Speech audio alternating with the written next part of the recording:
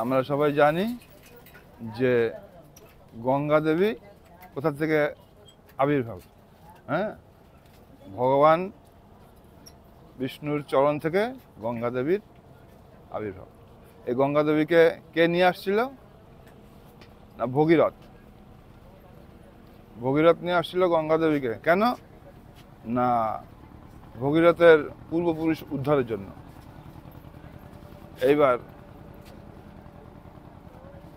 ভগীরথ আরাধনা করলো। আরাধনা করতে করতে গঙ্গা দেবী বলছে আমি যেতে পারি, কিন্তু আমার বেগকে সামলাবে। তখন গঙ্গা দেবী বলল আমার বেগ একমাত্র শিবজি মহারাজ সামলাতে পারে। তারপরে গঙ্গাকে নিয়ে আসলো। কে? ভগীরথ নিয়ে আসলো।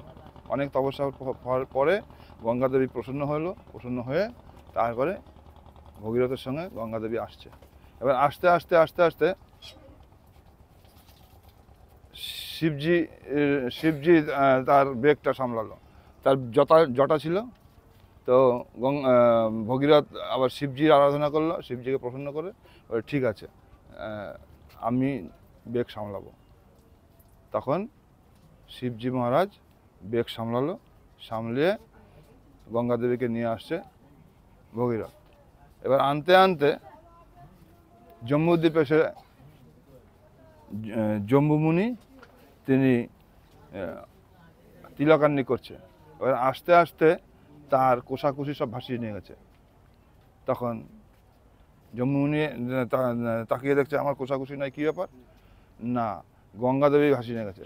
তখন সেই মুনি এক চুমুকে গঙ্গা দেবীকে সেবন করে ফেলল। এবার ভগীরথ পিছনে তাকিয়ে দেখছে কী ব্যাপার, গঙ্গা দেবী আসছে না, কোথায় গেল, খুঁজে পাচ্ছে না। তারপরে আস্তে আস্তে আস্তে গেল জম্বুমুনির কাছে, যে গঙ্গা দেবী আসছিল, বলে আমার কোষাকুষি ভাসিয়ে নিয়ে গেছে, তাই জন্য আমি তাকে সেবা করে ফেলছি। তখন আবার জম্বুমুনিকে অনেক অনুরোধ করে তখন বলো ঠিক আছে, আমি তো মুখ দিয়ে সেবা করেছি, এখন যদি বার করি এটা উচ্ছিষ্ট হবে। তখন জানু কেটে গঙ্গা দেবীকে বার করলো। তাই জন্য গঙ্গা দেবীর আরেক নাম জাহ্নবী। এবার আস্তে আস্তে আস্তে আস্তে আবার এই গঙ্গানগর আছে, এই গঙ্গানগরে এসে গঙ্গা দেবী দাঁড়িয়ে গেল, বলল আমি এখন কয়েকদিন এখানে থাকবো, যাব না। বলে কেন?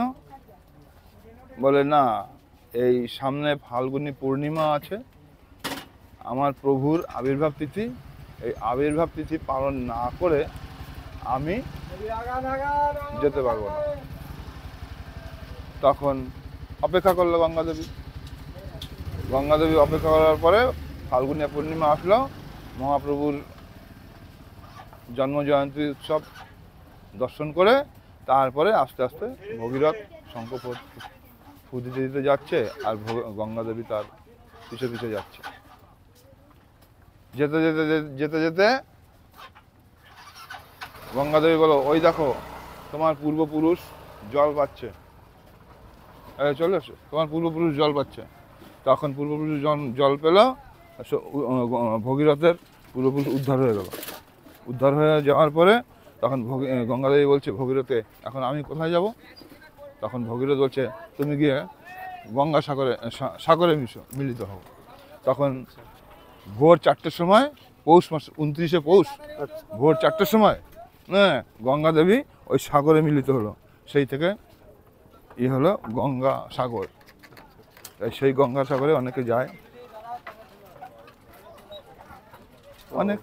হ্যাঁ, পূর্ব ইতিহাস অনেক। হ্যাঁ, পূর্ব ইতিহাস আরও অনেক আছে, আমি তো শর্টকাটে বলে দিলাম দাঁড়িয়ে দাঁড়িয়ে। হ্যাঁ,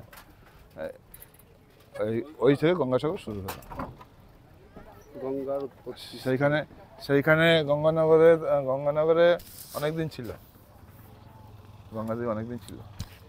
ফাল্গুনী পূর্ণিমা আসবে তারপরে, তো ততক্ষণ ভগীরথ সেখানে অপেক্ষা করছিল।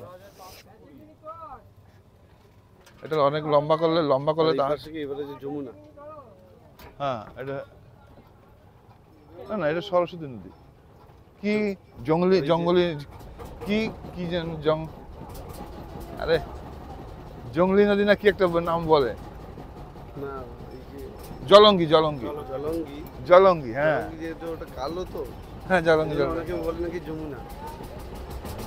যমুনা, যমুনা তো ঠিক আছে।